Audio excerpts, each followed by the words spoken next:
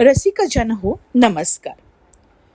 तुम्हाला माहीत आहे का की आपण मराठी भाषा गौरव दिन आणि मराठी राजभाषा दिन असे मराठी भाषेसाठी वर्षातून 2 वेगवेगळे दिवस साजरे करतो. पहिला म्हणजे 27 फेब्रुवारी मराठी भाषा गौरव दिन. हा दिवस थोर कविवर्य कुसुमाग्रज यांच्या जयंतीनिमित्त साजरा केला जातो. या दिवशी आपण मराठी साहित्य, संस्कृती आणि भाषेचा गौरव करतो. दुसरा म्हणजे 1 मे मराठी राजभाषा दिन.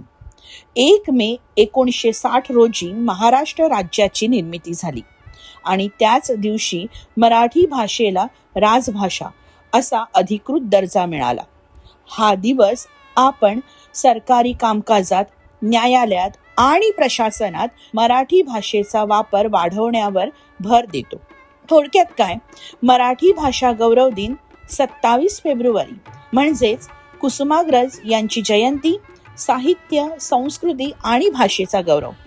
तर मराठी राजभाषा दिन म्हणजेच 1 मे महाराष्ट्र राज्याची निर्मिती, सरकारी कामकाज आणि अधिकृत दर्जा.